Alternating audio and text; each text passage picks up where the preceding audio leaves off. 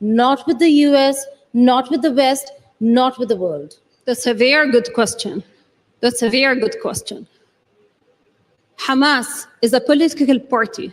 Hamas in its charter recognized Israel, recognized the right of Israelis to live based on the partition plan and the international law language. The biggest image, let's create always a devil. Let's create the biggest elephant in the room. If we have someone that we create as the devil, then it's easy to blame. It's easy to, but they did this, but they did that. Hamas is a political party. They won the elections in 2007, right? So they were the elected government. What did the world do? The Americans decided to sanction the Palestinian government. Europeans decided to boycott Hamas. The entire world bashed Hamas. And then what happened? Israel imposed a blockade on Gaza. So before talking about October 7th, let's talk about October 6th and go back from 22 until 2007. So there was a full blockade on Gaza, sea, land, and air. And do you know what does it mean to live in a blockade? I'll give you an idea of what a blockade was in Gaza. So Israel, when it imposed its full siege on Gaza, it created what became known as the world's biggest open-air prison. Meaning what? No import, no export, no humanitarian aid, no access to the sea, no access via land, and no access via what? Sea, land, and air. And what did they do? They created a list for humanitarian aid. What is allowed to enter as a humanitarian aid and what is allowed to exit as a humanitarian aid. Can I give you examples of what was on the list? So the list classified items as essential, necessary, and luxury. Chocolate was on the list of banned items into Gaza because it was luxury. Wedding dresses was banned because they were luxury. IV syringes, MRI machines, chemo. What goes on the necessary also? Coriander, cloves, cardamom. And what was also on the list? Pasta and ketchup. It took from 2007 until 2010 when at the time it was Senator John Kerry. He came to Gaza and he was shocked to come to his hearing that pasta was banned for security reasons. He asked the Minister of Defense, where is the security threat in pasta? And then the Israeli Minister of Defense had to revisit that and allowed for pasta to come into Gaza. That was 2009. So you have a full population locked up by sea, by land, by air, no access to education, no access to health, no access to resources, no access to natural resources. They were not even allowed to fish in their own sea. Imagine a woman cannot wear a wedding bridal gown, like the level of dehumanization. No one was allowed. Fertilizers were not allowed. So you have a full destruction of a system, turning people, reducing the level of humanity, crushing their dignity, and then, oh, they are revolting. Why we didn't hear about the Gazans all the past 12, 13, 15, 16, 19, 60, 70, 80 years ago? 70% of the people in Gaza are refugees. Where do they come from? They come from Haifa, they come from Jaffa, they come from Tel Aviv. They were all displaced, internally displaced in their own lands, that they were pushed into Gaza. And yet again, now we're seeing it happening one more time. But Zeina, look at the larger geopolitics of it, because we have very less time. I have to ask you this. Israel comes with a lot of support and backing. Israel has the United States of America. Israel has the backing of Europe. When they say that they are under threat, and they are, it is an existential threat for a very small country such as Israel as well. Where is the Arab world for Palestine? Where have they stood? What have they done? Apart from the words that we see post October 7th, what have they really done to resolve the Palestine question? I'm not sure about the existential threat. Israel exists. Israel has free market economy deals with the EU. Israel is represented in Eurovision. The creation of Israel was the product of the wrongdoings of the West. Israel was never created on the shoulders of guilt and blood and wrongdoing of the Muslim world or the Arab world or the Palestinian nation. Israel is not faced with any existential threat. Look at its economy. What is the minimum wage in Israel? $1,500 something dollars? Which threat we're talking about? There is a strategy to bring the majoration of the Jewish people. Anyone, any Jew from Ethiopia, from Russia, from Ukraine, from Brooklyn is welcome to be a citizen without defining in the constitution who is a Jew. Until today, there's no constitution in Israel, there are no borders for Israel, and there is no definition for who qualifies as a Jew, because the strategy is the majoration of the Jewish population. So you have more people, one ethnic group in one land, while minorizing Arabs and denying their existence as Palestinians. So Israel is not a threat. Existential threat, it's like the biggest fear. Again, we need to say, oh, Israel is that. No, Palestinians, they recognize Israel. They recognize its right to exist.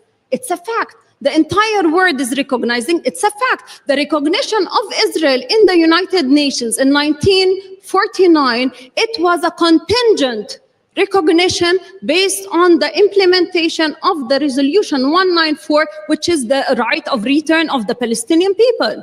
If the membership, the creation of Israel was made by international law and the international community based on a contingent condition of the return of the Palestinian people, I do not see Israel is at a threat.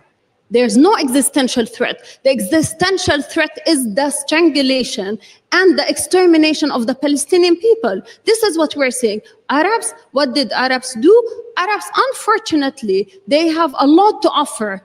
And instead, what we're seeing is today, Israel is controlling a lot, They're controlling the lots of resources, lots of natural resources. They are advancing in tech, they are advancing, and with all of their support universally, they are the ones who are being so blatant and so capable of launching so many wars, of killing thousands and thousands and thousands of children, and no one is saying no. In all this, where do you see a future for Palestine? Because, again, I'm repeating it. Palestine and Gazans have no bargaining chip. Trump has put an ultimatum. He's already said that should you not release the hostages, that Gaza will be wiped off the planet, which means a large part of the Palestinians as well, not just the land.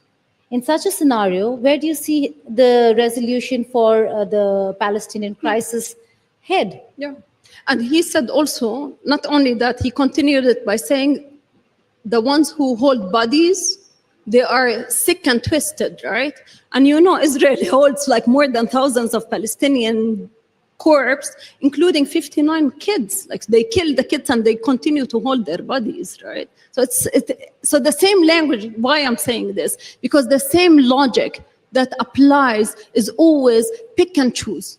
Pick and choose. International law works here, so let's apply international law. But Zeina, here. Trump has picked a side. Trump has picked a side. It's not you need to tell Trump. me, Yeah. how will there be a solution to the Palestine? The solution for Palestine is simple.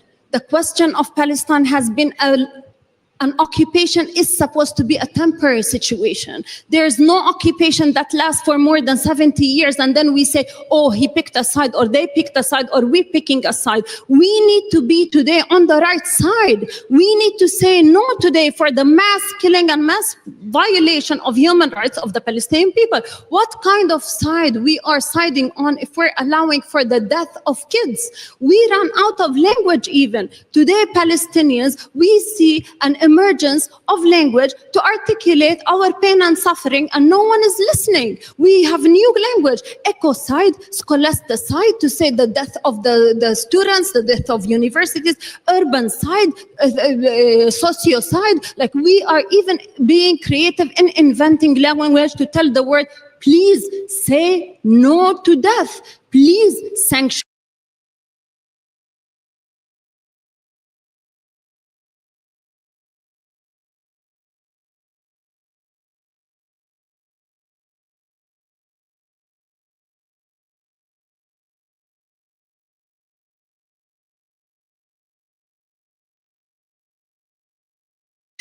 Israel. Please, check of death will prevail. And I think we need to be today more. Why should we watch a genocide being live streamed and we're okay with that? Say no to death. Ladies and gentlemen, Dr. Zeina Jallad. Thank you, Geeta. Thank you.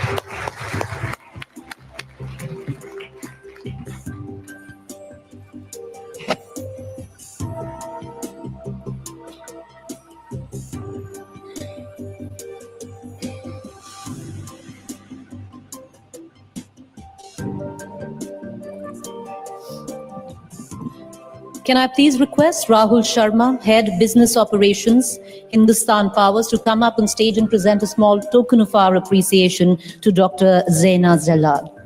Can you please have a round of applause?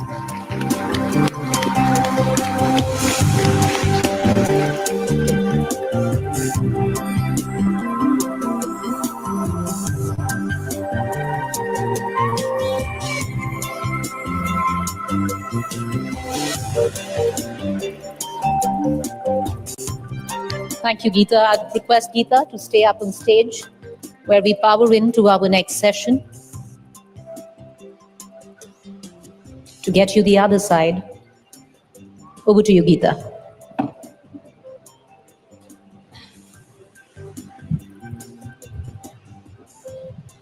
Let me welcome on stage Dr. Einat Wilf, former Member of Parliament, served in the Israeli Intelligence Unit 8200. That's a very premium organization of Israel, and is an author.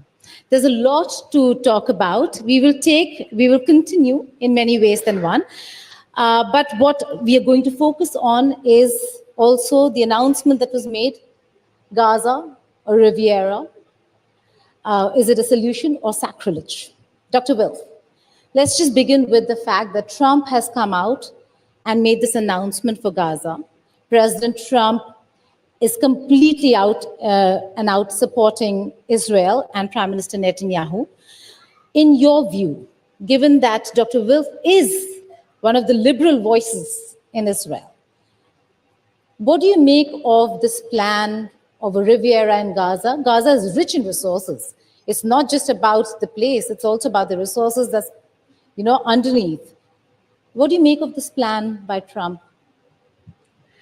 So first of all, thank you. It's a real pleasure to be here. What the American president did with his plan, and even before there's any discussion of implementation, he's already achieved several important things. First, he reminded people that Gaza, like you said, has no objective geographical problem. It's not some landlocked, windswept, drought-ridden place of misery.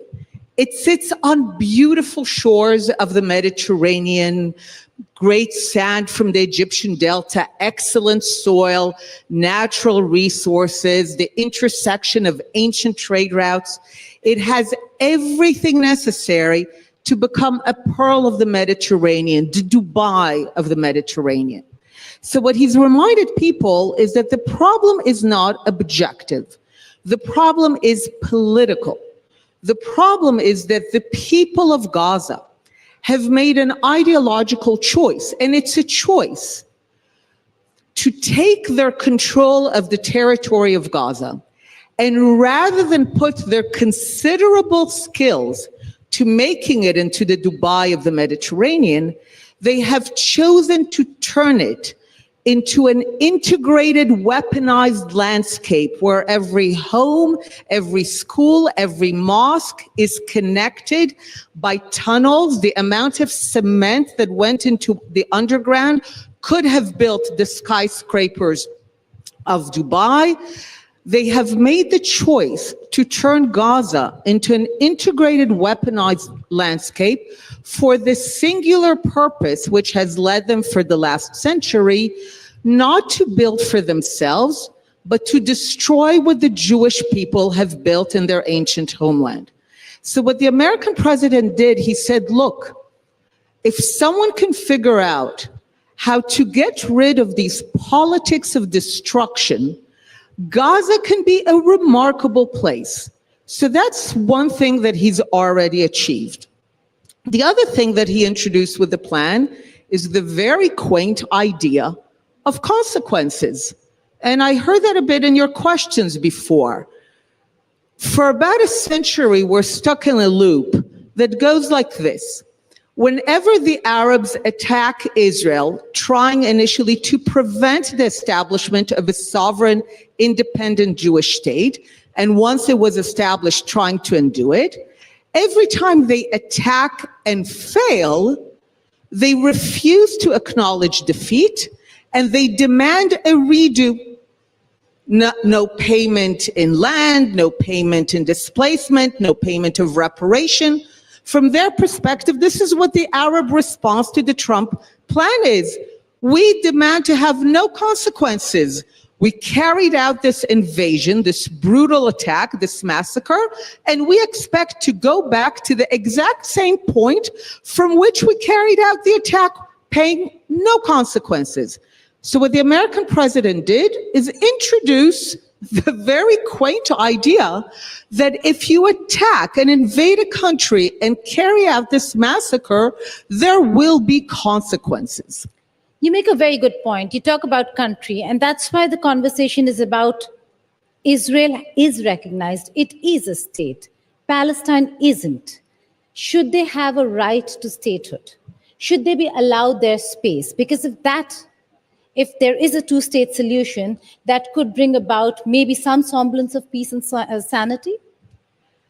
So I grew up in the Israeli left with the sincere belief that the only thing separating us from peace, from quiet, is two states, the establishment of a Palestinian state.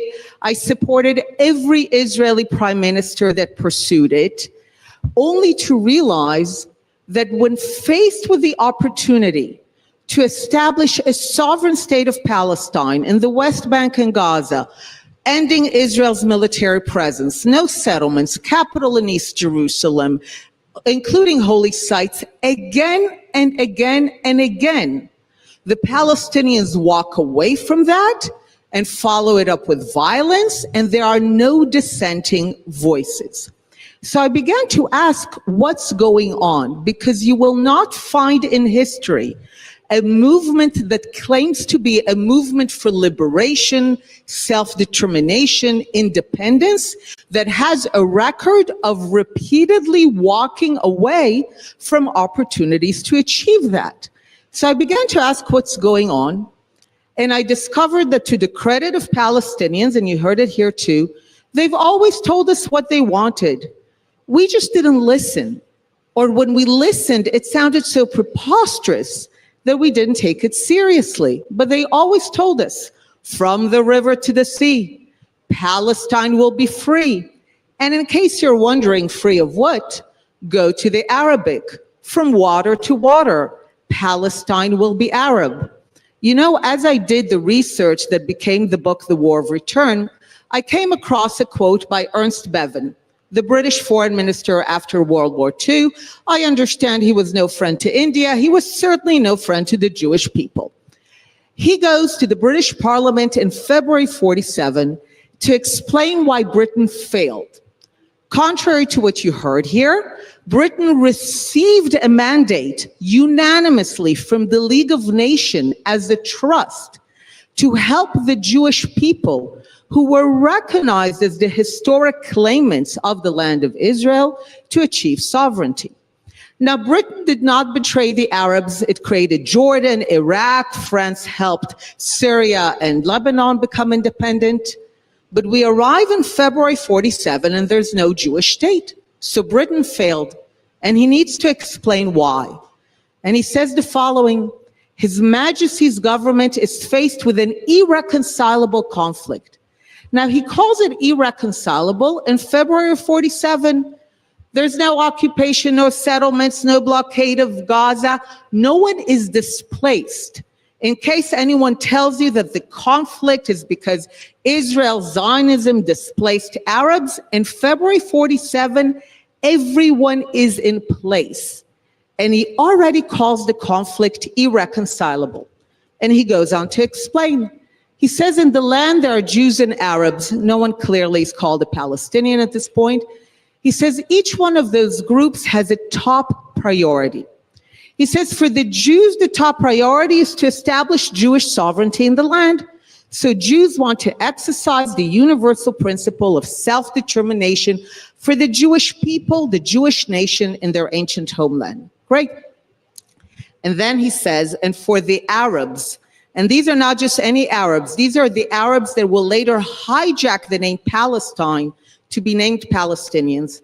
He says, for those Arabs, the top priority, and listen to this, to resist to the last the establishment of Jewish sovereignty in any part of the land. He's not saying that this is a conflict between the Jews want a state, the Arabs want a state, and therefore the conflict can be solved through partition, through two states. He says as a matter of top priority, the Jews want a state, and the Arabs want the Jews not to have a state. By definition, irreconcilable. And this has only ever been the conflict to the present. So Israel has always agreed to every two-state solution, provided that one of the two is the Jewish state. And the Arabs, and especially the Palestinians, have rejected every two-state solution if one of the two is the Jewish state. So I will just end with this. I support Palestinians having a state, but they actually finally need to want it. They've never wanted a state if it lives next to a Jewish state. Well, that's a historical context and perspective, good for our audience. You live in Tel Aviv. So let's go back to what happened on October 7th. And I say that because the law changed since October 7th. You were there. It was a day like none other for Israelis. What was your experience?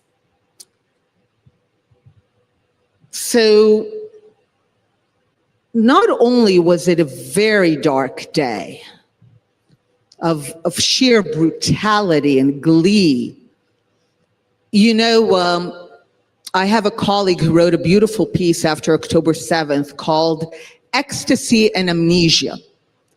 And he says that the Arabs often go to war against Israel with tremendous ecstasy. And we saw the ecstasy on October 7th, the glee, they filmed it, the brutalizing of the Jewish bodies. But then when they fail in their effort to bring an end to the Jewish state, amnesia sets in. And you saw it here.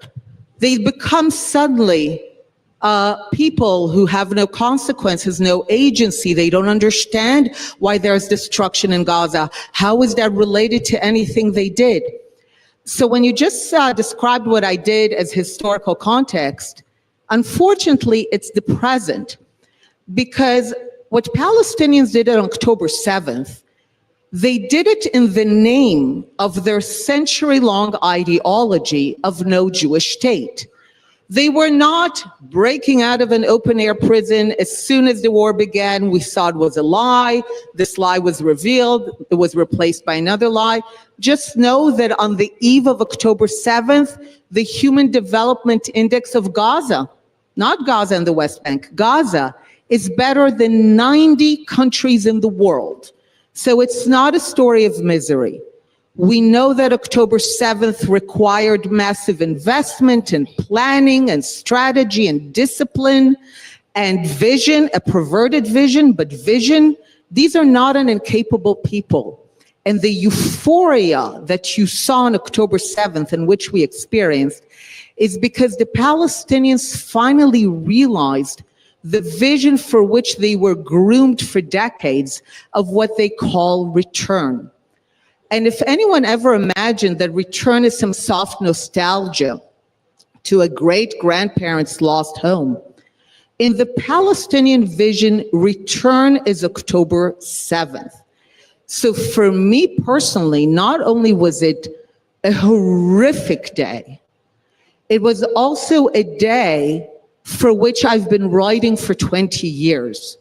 You mentioned that I was in the Israeli intelligence, but when I left my intelligence service in the early 90s, I said we can actually close down most of our intelligence services and do something very simple. Listen to the Arabs.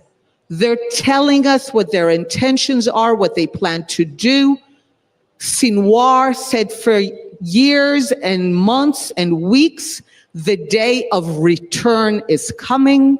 And this is why you saw so much euphoria on October 7th, because October 7th, that brutality was the realization of the Palestinian vision of return. And we made the mistake, I've invented a word for it, West-planing. It's when Western diplomats and journalists, hopefully here you don't do it. That's a term. Western diplomats and journalists explain away what Palestinians just say. Palestinians will say, we're going to kill you. The day of return is coming. There will be no Jewish state. And Westerners will say they want a two-state solution. So if we listen to them and we take them seriously and we stop explaining away, we understand that October 7th was carried out in the name of a horrific, destructive ideology. Dr. Wilf, yes. Not all Palestinians think the same way.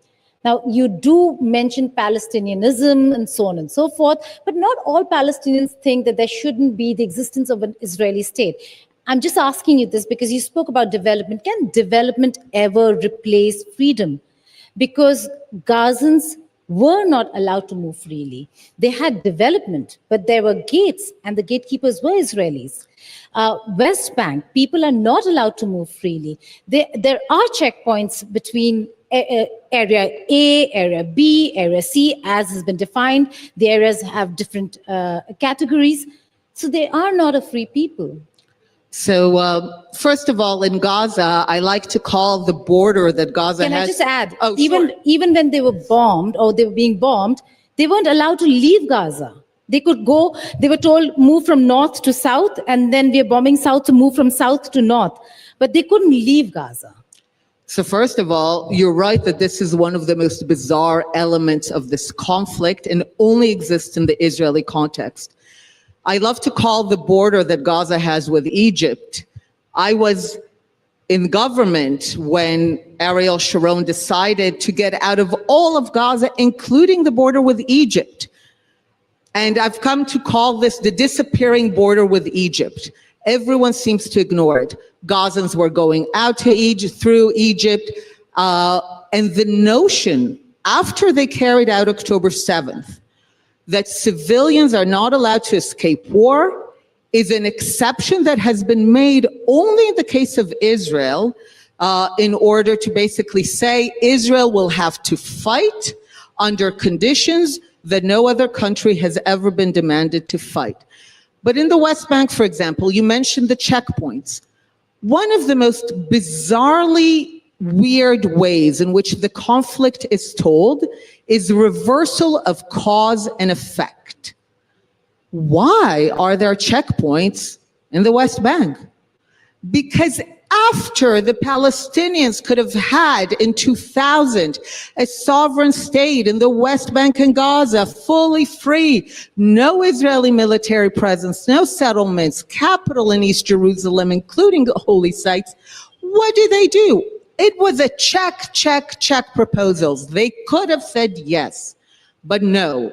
They walked away and followed it up with a 3-year campaign of bloody massacres of people coming from the West Bank and Gaza to blow up our buses, our cafes. Before October 7th, it was the darkest time to live in Israel. There was a literal, palpable sense that you were playing Russian roulette with your life by boarding a bus. So yes, the checkpoints became necessary to prevent those attackers from entering our cities. Again, cause and effect. But if you listen to Palestinian speakers, they'll be, oh, there are checkpoints. But why? So the notion of bringing cause and effect in a proper order is actually necessary. So the only reason we are where we are remains, has been, that for the last century, the Arabs of the land, the Palestinians, have prioritized destroying the Jewish state rather than building for themselves. Now, you asked if there are exceptions. Over the years, I agree with you. What I said sounds harsh, sounds excessive. I'm generalizing, and I've been saying this for years. And people will tell me, Einat, you're exaggerating, this can't be. They have their extremists, you have your extremists on both sides. I was like, no. First of all, remember the context of the numbers. The Arab Middle East is the size of India, I think, twice. Israel is the size, I think you say, of Kerala, half. We are always willing to compromise, not because we're nice, I think we're nice, but that's not the reason.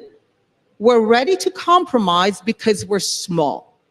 So, and the Palestinians refuse to compromise because they know they have the backing of the Arab world and the Muslim world, and increasingly some people in the West who keep telling them, keep fighting.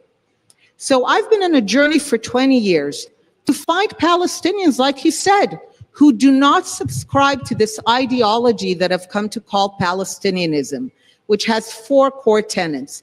From the river to the sea, there will be no Jewish state, and we are therefore perpetual refugees until return. And return is October 7th. In a career of 20 years of seeking them out, meeting, asking, I have found 4 individuals. And if you don't believe me, over the years, people who didn't believe me, I told them, look, this is not a view. This is not an opinion. Even here, you heard Hamas is a political party. It's Palestinian. This is not a view. If you don't believe me, go find Palestinians who say it publicly. In the Arab world, if you don't say things publicly, it's worthless. That they recognize the equal right of the Jewish people, not religion, the Jewish people, civilization, to self-determination in their ancient homeland. They want to live next to the Jewish state, not from the river to the sea. And the 2 key litmus tests, they're not refugees and there's no right of return. And I realized that if you ask these last 2, you then realize that you only have 4 Palestinians who reject the ideology of Palestinianism. And I'll just end with this. If we are to have peace, and I call myself a long-term peace activist, the ideology of Palestinianism, the ideology that is singularly obsessed with the destruction of the Jewish state, that ideology has to die so that both people must finally live. Dr. Anne Arthur, thank you so much for joining us here. Thank you. Ladies and gentlemen, raise a warm applause as I call upon Anil Jain, President Hindustan Power, to come up on stage, present a small token of our appreciation to our esteemed guest.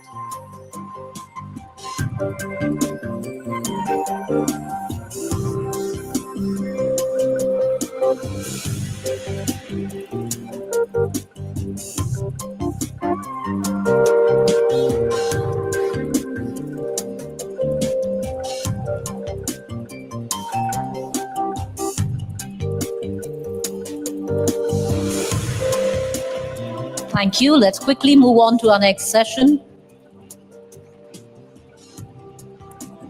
Luxury, heritage, and valor are timeless. Let them grow on you. Royal Ranthambore, India's finest yet.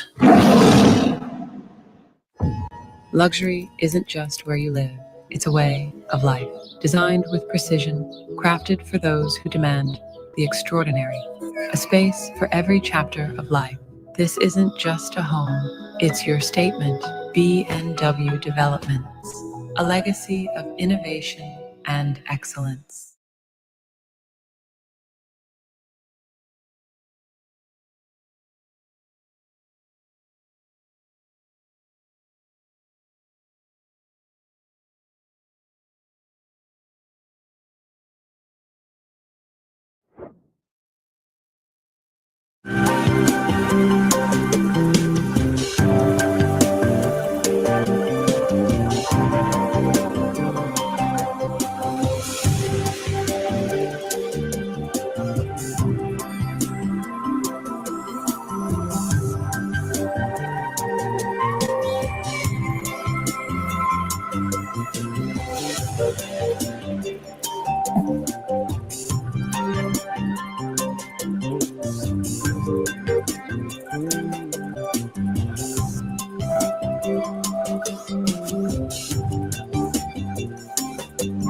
Once again, ladies and gentlemen, put your hands together for Telangana Chief Minister Annamula Revamp Reddy.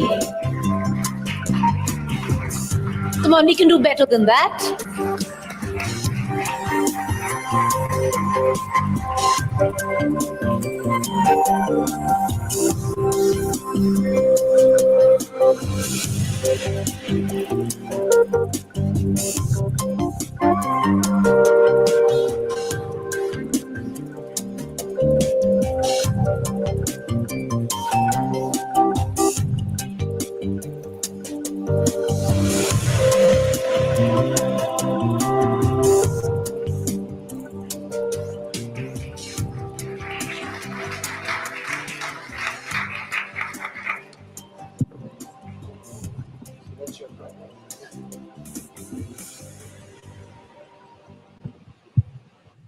Thank you very much, ladies and gentlemen.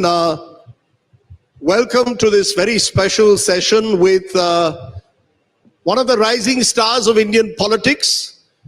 He is what I call an endangered species. Endangered, why? Because there are only 3 Congress chief ministers in the country at the moment. Revamp Reddy is the youngest of them all at 55. And many believe is one of the rising stars of his party. Please give a very big hand to Mr. Revamp Reddy. I'm going to start, Mr. Reddy. My colleague Preeti joins me, and I'm going to start by asking you a very simple question that a BJP leader asked me to tell you. He said, we have a Gujarat model as defined by Prime Minister Narendra Modi, and we want to take the Gujarat model national. Please ask the Congress whether they have a state model that can go national. So I said, I'm interviewing Mr. Revamp Reddy. I'm asking you this. Do you have a Telangana model like the BJP claims it has a Gujarat model? Rajdeep ji, Gujarat model is outdated model. It is like a test match model. Gujarat model is a test match model. Now Telangana model is 2020 model. See, so Telangana model is the model for the country. क्योंकि गुजरात में कोई welfare model नहीं है, कुछ ना कुछ development model दिखा के इन्वेस्टमेंट्स ले जाने के लिए जब मोदी जी चीफ मिनिस्टर था तब कोशिश किए. जब मोदी जी प्राइम मिनिस्टर बनने के बाद गुजरात में कोई मार्केटिंग करने का ब्रांड एम्बेसडर है ही नहीं, तब मोदी जी खुद गुजरात के लिए फाइट करना पड़ रहा है. क्योंकि मोदी जी इस देश का प्रधानमंत्री है, फिर भी प्रधानमंत्री देश में हर कोने कोने में जो भी इन्वेस्टमेंट आना है उसके लिए कोई मदद नहीं दे रहा है. खाली कोई भी हिंदुस्तान को आए तो जाओ जाके गुजरात में इन्वेस्टमेंट कर दो. ये कौन सी तरीका है? Now, what is the difference between your Telangana model Yes, and my Gujarat? model is development and welfare and good governance. These 3 are our core area. So infrastructure, आप compare करा अहमदाबाद में कितना infrastructure है, हमारा हैदराबाद में कितना infrastructure है. Ahmedabad is having outer ring road, international airport up to the compete with Hyderabad. Gujarat is having pharma investments. Gujarat is having IT investments. क्या है गुजरात में? तो मैं हैदराबाद में आपको words, I am not going to compete with Ahmedabad, Mumbai, Bangalore, Delhi or anything. I'm going to compete with New York, Seoul, Tokyo, other countries. तो मेरा Telangana model से कोई टक्कर ले भी नहीं सकता है. You are giving an open challenge that Hyderabad is willing to take on Ahmedabad, Telangana is willing to take on Gujarat when it comes to investments, when it comes to building cities for the future. Yes, 100%. हमें ये शुरू किया future city development authority. 30,000 एकड़ में हम इतना शानदार शहर बनाने के लिए हम लोग अभी शुरुआत किए. 5 साल के बाद आप आके देखो, world's best city I am going to construct. Ahmedabad या गुजरात में कहां पर ऐसे सिटी है? कहां पर वैक्सीन, कोविड समय पर जो वैक्सीन था, 1/3 of the vaccines we have supplied. Bulk drugs, 35% of Indian produces from Hyderabad only, bulk drugs. IT तो मुझे बोलने का जरूरी नहीं है. अहमदाबाद में क्या IT एक्सपोर्ट्स है एंड हैदराबाद में कितना IT एक्सपोर्ट्स है? You know, before my colleague Preeti jumps in, I just want to say one thing. This Hyderabad Telangana model that you're talking about didn't start in 2023. Just like Mr. Modi cannot claim that India started in 2014, you can't claim Hyderabad started in 2023. Chandrababu Naidu deserves some credit. YS Rajshekar Reddy deserves some credit. KCR, you are taking it forward. Every politician seems to believe that everything starts and ends with them. Rajdeep, आप half truth बोलना चाह रहे हैं. I wanted to tell full truth. Okay. कुली कुतुबशाही से शुरू हुआ, ये अभी शुरू नहीं हुआ है. कुली कुतुबशाही के बाद निजाम सरकार, निजाम के बाद ब्रिटिशर्स के बाद आजादी के बाद हम लोग जो भी किए मरीचन्ना रेड्डी से लेकर, उसके बाद चंद्रबाबू नायडू जी है, उसके बाद राजशेखर रेड्डी जी है, अभी मैं हूं.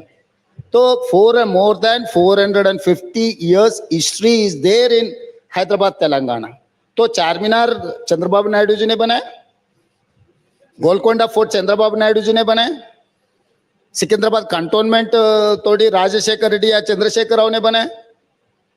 जो भी landmark developments are there in Hyderabad and Telangana 400-500 years back Quli Qutub Shahi से शुरू होकर रेवंत रेड्डी तक वो डेवलपमेंट कंटिन्यूअसली, जो राजा बदल गए, जो मुख्यमंत्री बदल गए, जो प्रधानमंत्री भी बदल गए, मगर हमारे पॉलिसीज तो नहीं बदले.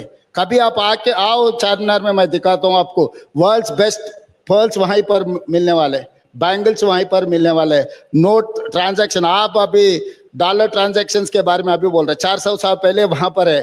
जो दुनिया में जो भी नोट है वहां पर आप देके हिंदुस्तान के नोट ले सकता है. Mr. Reddy, you've begun with an attack on the Prime Minister Modi in his own Garh, where Gujarat is concerned. But what's the difference, Mr. Reddy? Because the Prime Minister Modi talks about Viksit Bharat. You talk about Telangana rising, making Telangana a 1 trillion economy by 2035. His is Jumla, yours is vision. How? मैं किसी का जुमला बोल के नहीं कहना चाहता हूं. मैं एक बात साफ कहना चाहता हूं, डिस्पैरिटी अब नहीं दिखाना है. मोदी जी गिफ्ट सिटी लेकर गए, जो भी फॉरेन इन्वेस्टमेंट्स आ रहे हैं, अगर गिफ्ट सिटी में इन्वेस्ट किए तो वो पैसे उनके देश को वापस ले जा सकता है. हमारे हिंदुस्तान में कैसा ऐसे मौका किसी को नहीं दिया. जब मोदी जी प्रधानमंत्री है इस देश का, गिफ्ट सिटी को क्यों स्पेशल एग्जाम्पशन दिया हुआ है? मेरा सवाल सीधा यहाँ ये माध्यम से मैं भारतीय जनता पार्टी और मोदी जी को मैं एक ही सवाल करना चाहता हूँ. गिफ्ट सिटी में आप जो फैसिलिटीज दिए, जो इन्वेस्टर्स को जो अनड्यू एडवांटेज दे रहा है, क्यों हैदराबाद में नहीं दे रहा है? अहमदाबाद में जो गिफ्ट सिटी को जो आउट ऑफ द वे जो बेनिफिट्स दे रहा है, वहां पर कोई भी यूनिवर्सिटी आए, कोई फॉरेन इन्वेस्टमेंट आया, वो इन्वेस्टमेंट प्रॉफिट अगर आए तो वो देश को लेकर जा सकता है. क्यों हैदराबाद में वो फैसिलिटी नहीं दिए? But Mr. Reddy, you were always very cordial with Mr. Modi. Suddenly you've become very combative of late. No. I have very good relation with Modi ji. I don't have any issues with Modi ji. I have issues with policies, not individual. Modi ji और प्रधानमंत्री है, देश का प्रधानमंत्री को मर्यादा देना, respect करना, उनसे मिलना, उनसे हमारे राज्य के लिए कुछ मांगना मेरा हक है, मेरा जिम्मेदारी भी है. लोग मेरे ऊपर उम्मीद रख के मुझे मुख्यमंत्री चुना है, तो मैं मेरा जिम्मेदारी निभा रहा हूं. मोदी जी से I don't have any personal issues. Mr. Revant Reddy, you're talking about building Hyderabad as a futuristic city. Now, any city for the future needs investments, needs funds, needs finances. Looking at your budget, you already have a 3.75 lakh crore debt. You made all kinds of promises before you were elected, all the guarantees of the Congress. 4,000 rupees, for example, will be provided to unemployed youth. You made promises for farmers, for agriculture labor, and you are struggling to balance the budget. So all the politicians who are making these guarantees and the promises, do you agree that's a big challenge? Because you do not have the funds then to actually invest in the real welfare and infrastructure that states like Telangana need. Rajdeep जी, आप और केसीआर जो perception create किया हुआ है, उसी perception में आप लोग है. Telangana debts are not 3.75 lakh crores. Telangana debts are 7 lakh crores. 7 lakh crores. हम 2014 में केसीआर को जब तेलंगाना राज्य बनाकर तब हाथ में दिया था, 69,000 प्लस crores डेप्ट था. काली चंद्रशेखर राव 10 साल में 6 लाख करोड़ के ऊपर डेट्स ले आके हमारे सर पर डालकर चला गया. आज मेरा state income is 18,500 crores per month. I have to pay salaries and pension 6,500 crores. I have to pay per month 6,500 crores on these debts and interest, capital and interest. So 13,000 crores, if you are eating, if you are not eating, you are chai piye ya nahi piye, I have to pay 13,000 crores on before 10th. Only I'm getting 5,500 crores for all this welfare and development. This is what is Telangana status. It is not that Telangana is doing good. No, but what about the money for your guarantees, sir? So, how are you going to pay for the guarantees? 4,000 rupees to unemployed youth. सही सवाल पूछा राजदीप जी. आप जो गलतफहमी में था, मैं भी वही गलतफहमी 3.75 लाख करोड़ डेब्ट से ये जो इनकम है इसके हिसाब से हम कुछ कर सकता है. मगर कुर्सी में बैठने के बाद असली रूप हमें पता लग गया. Come on, yes. Chief Minister is telling us that you realized only after you became Chief Minister that you can't pay for your guarantees. Not guarantees, repayment of loans. I'm not saying that I'm not going to pay for guarantees. I'm not able to repay for my guarantees. But Mr. Reddy, the charge is exactly that. By raising the kind of debt that you're raising, you're looking to pay your guarantees through that. And I'll give you some figures. Now, the situation of the state